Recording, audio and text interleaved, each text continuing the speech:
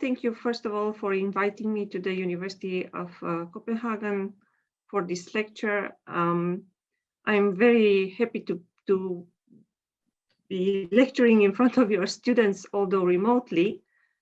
My name is Codruța Sințonean.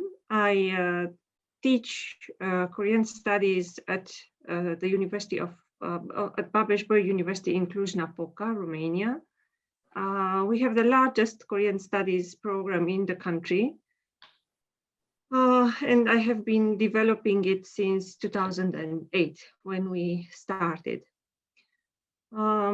Today, my lecture is entitled The Making of National Heroes During the Pak Chung Hee Era.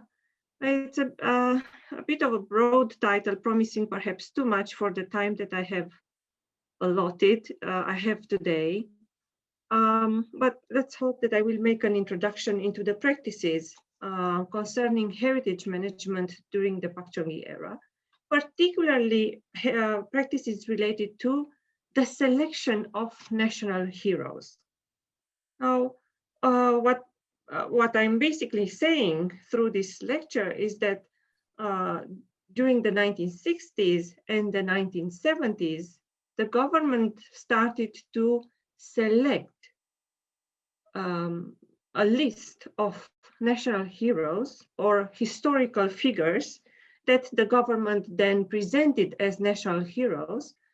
And the selection itself was a process reflecting the objectives of the era, mostly modernization and conveying to the citizens a sense of national unity through a shared past. But this selection of national heroes went further than that. It tried to persuade citizens to participate actively, loyally in state projects. And we all know this is an era in which economic development was the main objective of the state. For President Pak Chung Hee, actually, history, heritage, culture, and the arts had great educational and political value and had to contribute to the development of the state. This view explains the enormous investment in culture during the Pak regime and the particular insistence on tradition and the past as the quintessential sources of national identity. Now, in order to illustrate these ideas, I would like to start with a short story.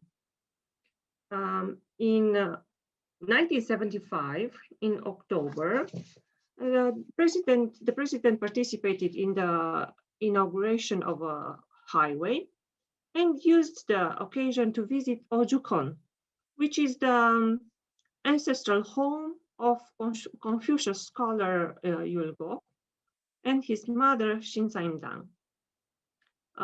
The archives of the here's a photograph of how the place looked like. It looks like a regular village in rural Korea. The archives of the Office of Cultural Properties, which was the institution managing heritage at the time, the archives include the president's personal notes he made that day, containing detailed instructions on how to proceed with the alteration of the site in a manner that properly reflected what in the era was called the spirit of the sage. I will show you some of the president's sketches. This is one of them. The evidence shows that President Pak Chung Hee explicitly ordered that Ojukon be spatially and narratively recreated in a way that represented Yulgo as a savior of the nation. It's quite interesting because he was a Confucian scholar and a philosopher.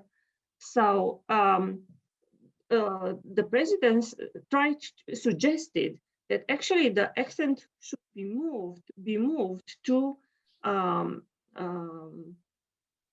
essay written by Ulgok, in which he advocated the preparation of a large army in preparation for what would be the Imjin War. So Ulgok actually wrote a letter to the throne,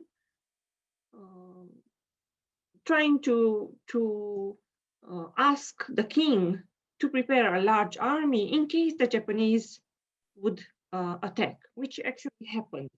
And President Park Chung-hee claimed that this shows that Ulgok, although a philosopher who had probably never fought himself or practiced with the sword, Ulgok should be presented as a military hero, or in any case, somebody with a military strategy, strong military strategy.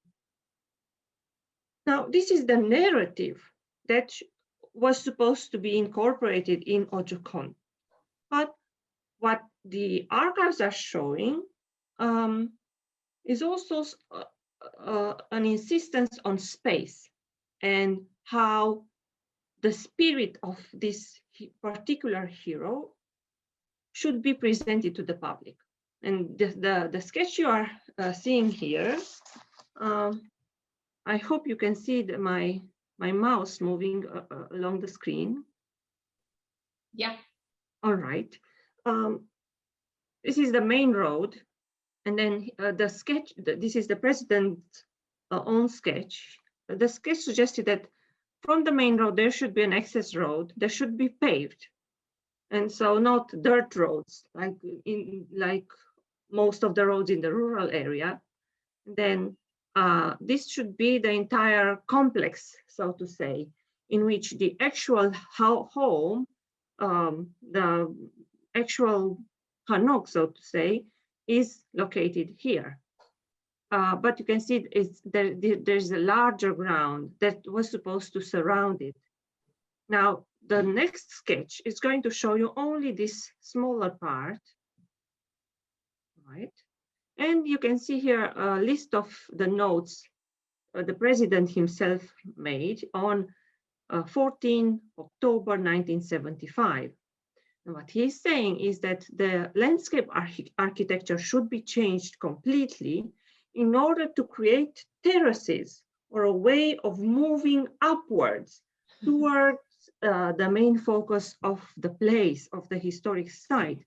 And so people were supposed to climb stairs and then reach the historical buildings themselves.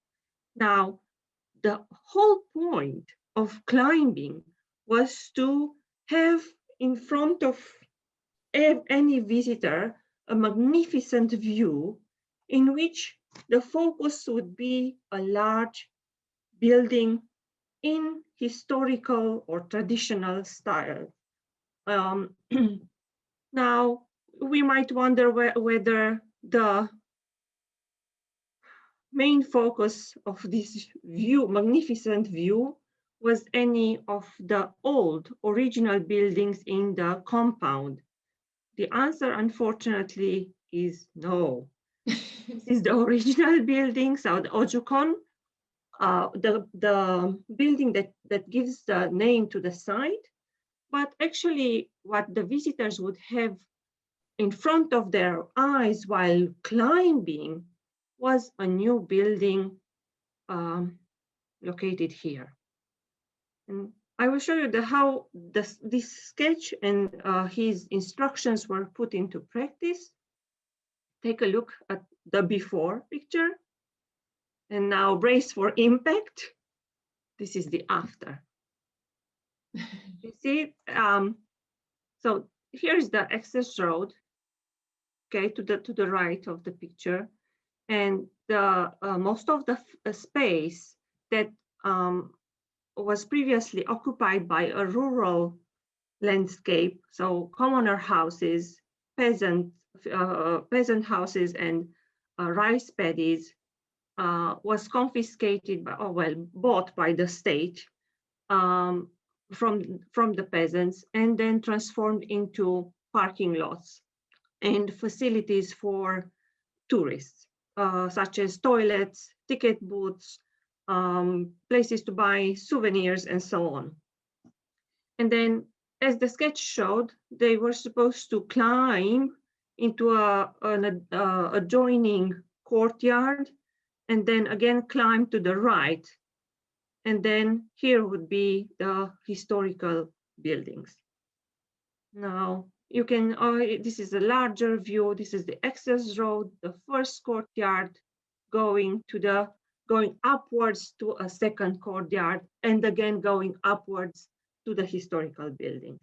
You can see that actually his sketch was put into practice quite literally. This is the historical building, Ojukon itself, which gives the name to the entire compound. And this is the main building that was erected particularly for this occasion, Munsongsa, which is the main view as the visitors climb.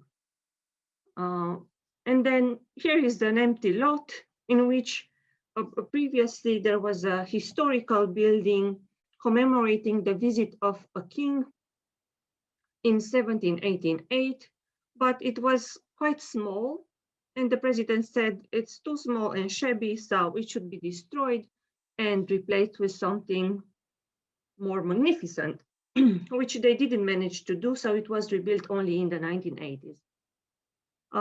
But in any case, it was demolished. Here is an image of the museum or memorial house, better said, and it's striking that it's white. And you might rightly ask yourselves why. The answer is it's made of concrete. So you can see that the form, the architectural form, is traditional, in what I will later explain how this notion of tradition was selected. But actually the material used was concrete. Here's another one, just a gate, a passing gate. And most of the gates erected at historic sites in the 70s were made in the same fashion. They were white because they were made of concrete. And later on, they were painted. And very few have been replaced, actually. So, yeah, before I go, today they would look like this. And they were painted over. So if you visit Korea, for curiosity in a historic, if you visit historic sites in Korea, just knock on these pillars and check if they are made of wood or concrete. And chances are, if they were made during the 70s, 60s, late 60s and 70s, they were made of concrete for many reasons. What I claim is one of the main reasons was actually ideological, because the state tried to express the past and traditional values through modern means, and this included modern materials. Another reason was the lack of wood. There were many construction sites during the 70s all over the country, and so the government needed large pieces of wood elsewhere. And so these mundane constructions, such as just passing gates, were made of concrete for necessity reasons. Now take a look at the offices of the just taking care of the entire complex. The offices were often built in a modern style architecture, just again to combine these two elements, tradition and modernity, and express the new face of Korea, something that had a rich heritage and a rich, a very long history, but also was heading towards modernity and economic development. And lastly, the places such as Ojukon came accompanied with festivals and other actually newly invented traditions, newly invented practices in which the spirit of the heroes was commemorated by the public. What is interesting in these practices is that the government gradually took control over these practices. If they were local practices or local commemoration practices performed by family members, descendants of Yulgok or other historical figures, then the state took over and gradually started to send ministries and officials from the Ministry of Culture to actually participate in these commemoration practices as if they were family members. And they did this either by replacing the actual descendants or by performing the rituals and the commemoration practices along together with the actual descendants.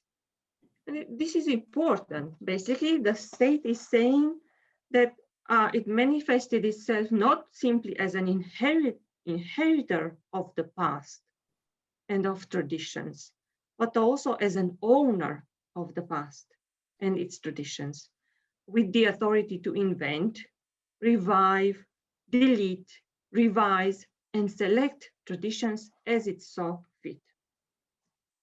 Now, this is my starting story. Here's a final view of Ojukon as it looks today. What you can notice is that the landscape architecture has remained mostly the same. We have the same landscape architecture in gradually climbing towards this Munseongsang, which was built in 1976. So the way that places such as Ojukon changed in the 1970s has had a very big impact on how historic sites look today, still look today in South Korea. Now, this is simply an example of the so-called restoration practices that took place in the late 1960s and particularly in the 1970s. And they were also called repair and restoration projects, or Hosu Pogwon Sao, but they were actually called purification or cleaning up projects, Jongwa Sao. This is the more common name. The Office of Cultural Properties had a very precarious understanding of the principle of architectural heritage restoration and conservation in the 1960s and 1970s. None of these principles, such as minimal intervention, protection of the original fabric, unaltered preservation of the structure, respect for the original condition of the building. So none of these principles were actually applied at the time. The terminology used in the documents of the Office of Cultural Properties and in the media at the time is very telling in this respect. Commonly, these restoration projects were called purification projects. the new buildings or the partly recreated, purified ones made use of architectural features perceived as traditional, instituting a sanitized version of a purely Korean identity. So here is my claim that actually the state proceeded to select lists of historical figures and heroes, national heroes, to embody national identity, and then started to present them in forms, particularly architectural forms, that represented, again, a sanitized version of tradition, so, or a sanitized version of Koreanness. And further on, I will give more examples of this. Furthermore, these restoration practices were called sacralization projects. And again, the name is very telling. Basically, the term Songyongha means transformation in a sanctuary. And this suggests that the tourists should treat these historic sites as if they were sacred grounds. And they actually received, in some places, the visitors actually received brochures with explanation on how to behave at these places. And they were told to behave as worshippers, paying respect to the spirit of the sages, to the ancestors, as if they were sacred people, and hence the name of these projects, sacralization projects. Now, what I've been mentioning the fact that most of these projects took place in the 1970s, but actually the prototype for this was the remaking of Hyunchungsa, which is the historic site. In the beginning was one of several historic sites commemorating Admiral Lee Sun-shin, but it became, thanks to the input of President Park Chung-hee, it became the main place commemorating Lee Sun-shin, possibly because it was one of the closest, or maybe perhaps even the closest one in connection to Seoul, to the capital. And so the president envisioned large number of visitors going there every year, since he himself visited Hyunchungsa every year in the 1960s. And so it was necessary to be close to Seoul. The remaking of the site was essentially designed by Park Chung-hee himself in the 4 visits he paid in 1968. And he sent punctual lists of changes to the Ministry of Culture and Information for the Office of Cultural Properties to follow through.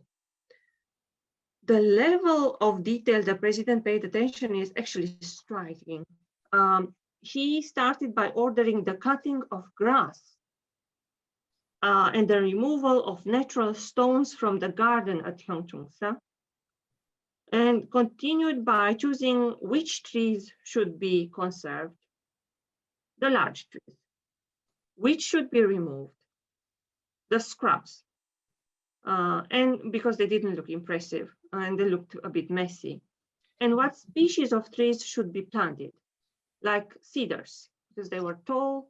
And in a moment, you will see pictures of how the trees themselves were changed. All the trees from other places were brought in to replace the smaller trees originally located at Hyunchungsa. And the point was to create a magnificent scenery along the main road leading to the altar.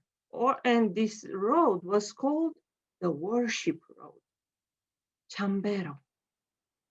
Moreover, Park Chung-hee urged the Office of Cultural Properties to cosmeticize the area beyond the walls of the site by restricting the presence of residential houses and and here I quote, choosing crops of scenic beauty.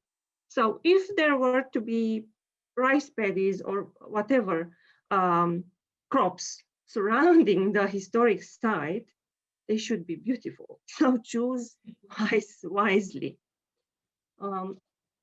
His wording, the president's wording, he used words like remove, demolish, move, rebuild. His wording is very suggestive of the radical alterations and that transformed the site and reveals a lack of interest in the actual preservation of historic heritage in its original state. And I will show you a few photographs from Gyeongchungsa. Here's how it looked at the beginning. It's not a very clear picture, but you can see the village, again, a rural community surrounding the site, and then a dirt road and rice paddies. Here's a better picture showing you the dirt road and the rice paddies. But then if you take a look at a little bit of how the time frame I included in writing, just a year later, the landscape architecture was completely transformed. And you can see again the terraces that were created in order to make visitors climb towards a selected focus point. Again, a year later from the start of the project, you can see that most of the houses, the rural houses, disappeared. The village was demolished completely.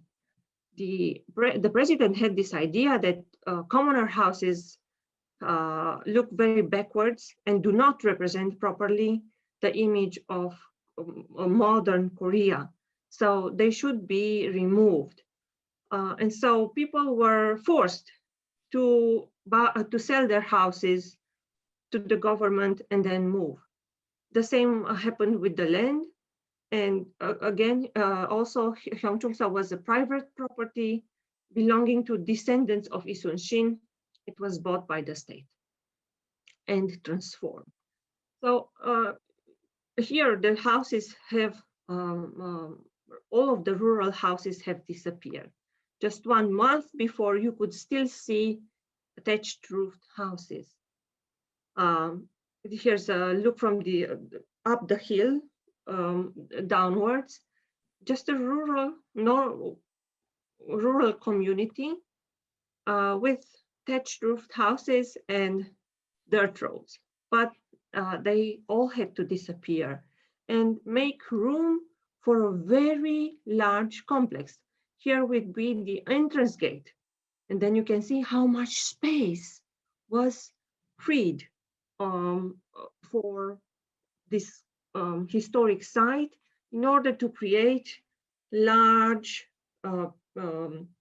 landscapes and a more impressive atmosphere. Here is how the site looked in 1975.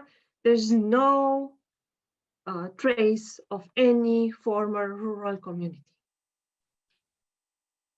Again, it's very impressive how this particular building evolved through the time. This was the reliquary, preserving some of Isun Shin's personal objects. And at the beginning of the 60s, it looked too modest in Park Chung-hee's opinion. So it had to be enlarged and changed. So it was, you can see that the columns were added and then more detail for the roof. And this resembles actually Buddhist architecture and also some elements of royal architecture from the palaces. And then in one of his visits, Park Chung-hee was displeased with how small this reliquary looked. So he ordered a modern building, which looked like this.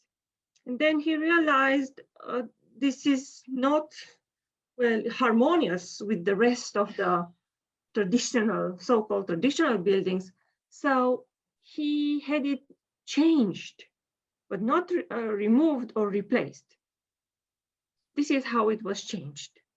They added columns, which again were made of concrete, and the so-called traditional roof. And then they, as I said earlier, they replaced the trees with older trees brought from somewhere else to create a sense of historical atmosphere, as if it were missing, if not for these remade buildings and remade landscape architecture. And here's a photograph of the president in one of his many visits. He liked to embody, so to say, the spirit of Isunshin and practice archery himself here. Although apparently it's very unlikely that Isunshin practiced archery here, because he lived at Gyeongchungsa only during his childhood years. So it's quite unlikely that there was a tradition of archery and an archery field when Isunshin was here. But regardless, there is an archery field today, thanks to the changes made during the Park Chung-hee era. Here's another one. Yes, and another one. He was always surrounded by press, and all these visits were widely reported in the media at the time. Park's imperative to change everything to modern style buildings, except the main historical buildings, would be in later years invalidated by his other directives, and modern style buildings would eventually receive alternative facades and roofs, expressing a perceived Koreanness and traditional flavor. The constant change in instructions indicates that the Gyeongchungsa purification project was a process of trial and error, an experiment with architectural forms and landscape architecture. But this experiment would become the prototype for all purification projects later on. So whatever happened in the 1970s was based on this experience from Gyeongchungsa.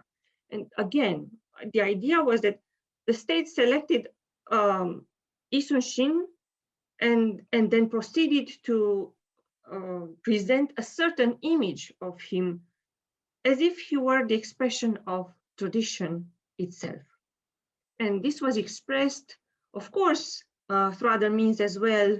It was expressed through architecture, and of course through other means as well, such as museum displays and the selection of artifacts that were displayed in memorial houses.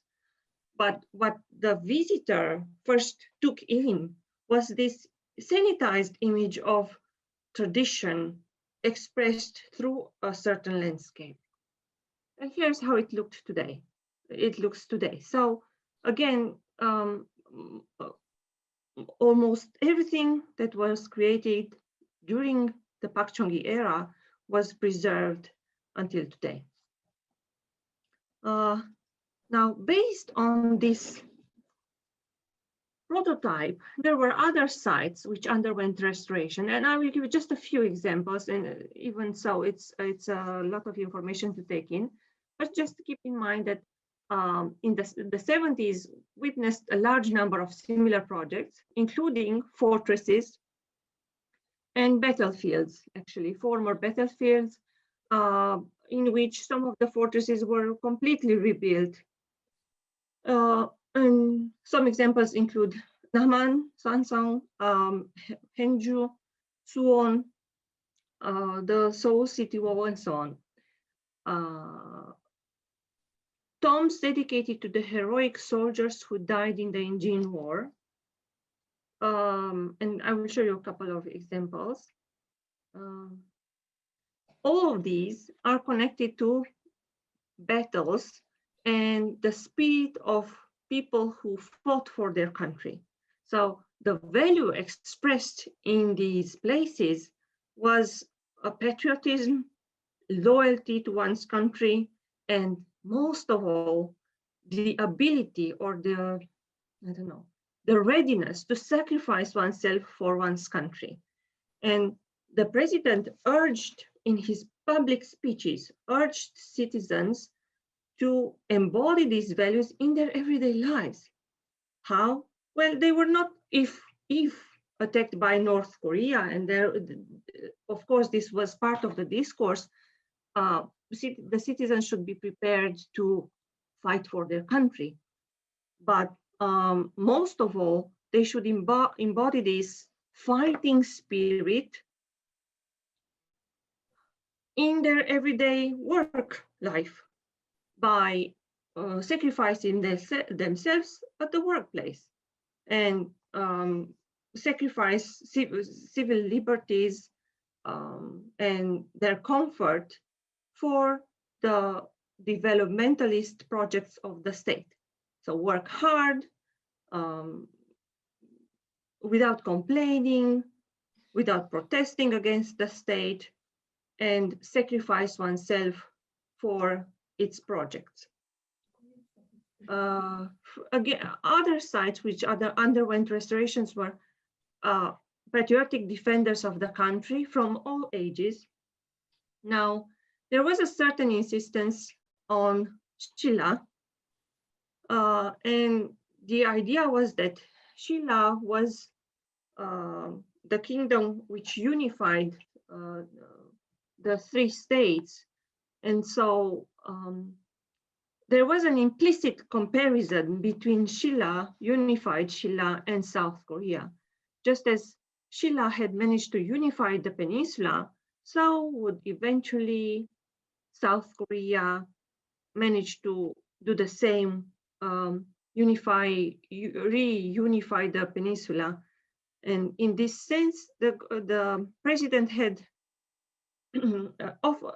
often explained his point of view by saying things such as, no one can deny the fact that the legitimate national identity belongs to us in the Republic of Korea. So yes, North Koreans are also Koreans and they share some past, but in terms of who represents this past, it is us in the South who do so. And so we should take better care of how we learn about this past and how we apply the values that we learn from history in our everyday life. And going back, there were other heroes from Koro as well, from Joseon as well. There was very little insistence on colonial heroes. I included here just two examples, Yoon Pong-gil and Yoo Kwon-sun. Maybe I can go back to this idea later on. Maybe you would be interested in the Q&A session on why there were very few colonial heroes that were included in this list. And then there were also places commemorating Korean sages promoted as patriots. Not included here, but very prominent. King Sejong was glorified started to be glorified as a national hero during this period, more so than ever before. And then Lee Hwang, philosopher Lee Hwang, and again, Yul Gok. Now, just a few things about how these purification projects took place. The phrase purification projects encompasses a wide variety of interconnected practices, such as the construction with modern materials, such as cement, of buildings imitating the architecture of the past, or the reconstruction of lost heritage, such as former fortresses, which were long gone. the refashioning of old vestiges in grandiose projects, landscape architecture, and the erection of majestic monuments dedicated to selected figures of the past. One example is this a huge monument at Hangju Fortress. Again, the fortress was partly rebuilt, and then in order to see this monument, you were supposed to climb up a hill. And then on top of the hill, there was this very tall Victory monument.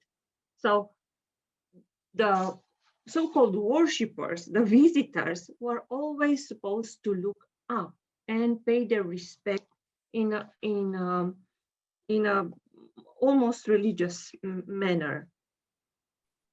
Demolition and forcible removal of displeasing architecture was just as powerful a tool as the construction of new spaces, because these were essential practices in the designation of so-called traditional architectural features. And when I talk about demolition of displeasing architecture, I'm referring, of course, to, I'm sorry for going forward so quickly. I'm referring to rural architecture mostly.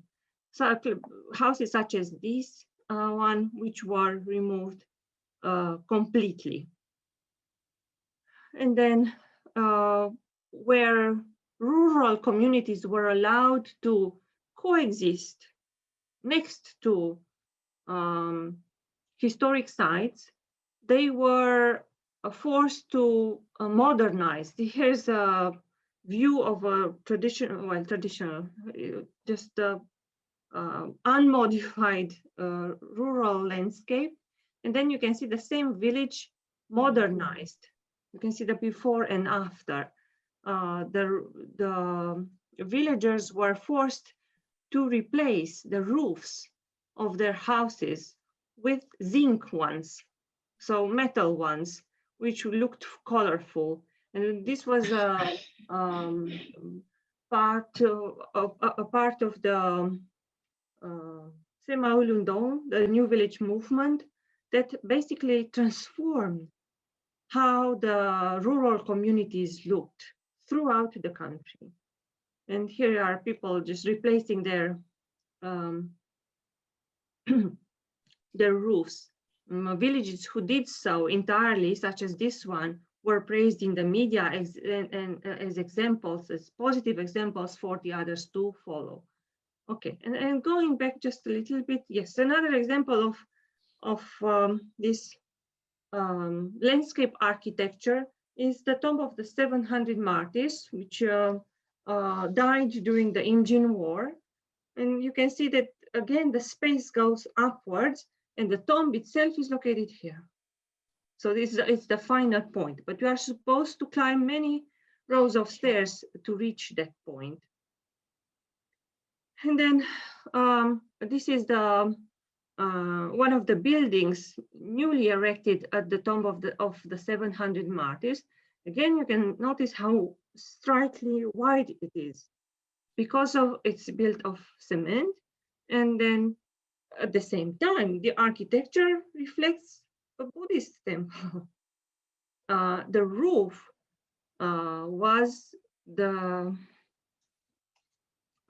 had the same shape as the roof of one of the buildings in Gyeongbokgung, the royal palace. And this preference was expressed directly by President Park Chung-hee, who said, "This is the Korean roof."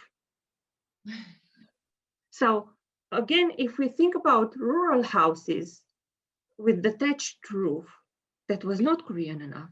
That was so un-Korean and so backwards that they had to disappear.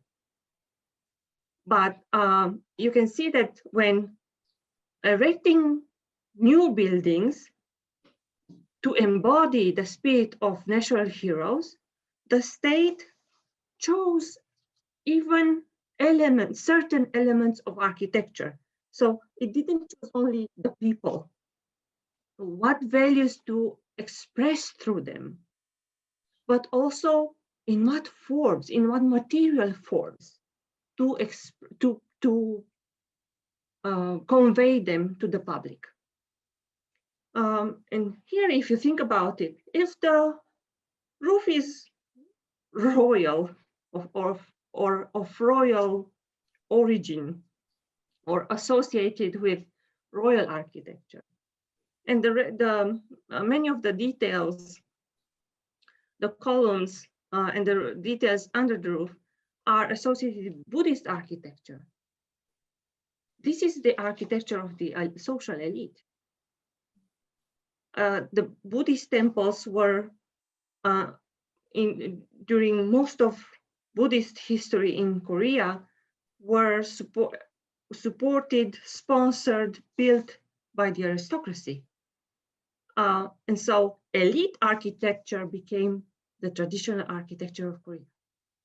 This was Korean, or expressed the values of Koreanness proper for national heroes. Okay, and these details is what I'm referring to, but they were reconstructed in white concrete. And towards the end of the 1970s, members of the Office of Cultural Properties actually realized that there were side effects to what they called zeal of worshiping ancestors. So they realized they had overdone it, and to the, again, regional love of one's native place, end of quote, driving massive restoration projects. So this misconstrued understanding of patriotism had led to, and again, I quote from a prominent heritage manager of the time, Chung Hee. He said that making excessive restorations on a grand scale for no good reason and creating vestiges with monotonously identical shape had taken place. And he was critical. This is an article from 1977. So he is critical of what was happening, but at the same time, some of the same heritage managers praised the enlargement of the territory surrounding heritage sites, the improvement of the landscape, the stimulation of citizens' interest in history and heritage, and the education of patriotism through the purification project. So they would claim that this is the positive aspect of this complete overhaul of historic sites, of selected historic sites again. Others find it regrettable today that there was an overemphasis, which is very clear, on the treatment of military heroes and the heritage dedicated to them, which resulted in the neglect of other historical figures. And this is quite evident. Again, it is evident that there's no consensual view of this era in the history of Korean heritage management. The sites that underwent major transformations during the Park regime are the products of the modernization period, perhaps even more than they are the inheritance of a distant past. These projects actually show that the purification of Gyeongchungsa was a model that was easy to replicate. And the Office of Cultural Properties universally applied the features of sacralization projects described so far. This resulted in a profound uniformization of landscape architecture and heritage sites across the country. Historic and mnemonic sites from different periods, the three kingdoms, Koryo, Joseon, they ended up looking the same, losing their local, unique, and authentic traits.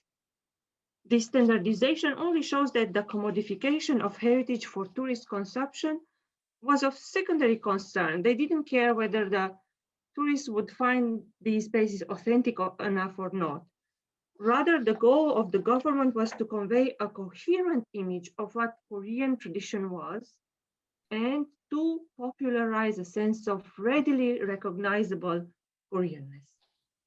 And for reasons of time, I will stop here. Thank you very much.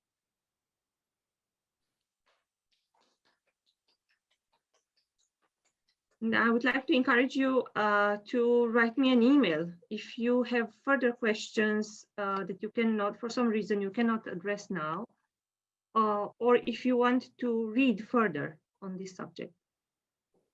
Thank you.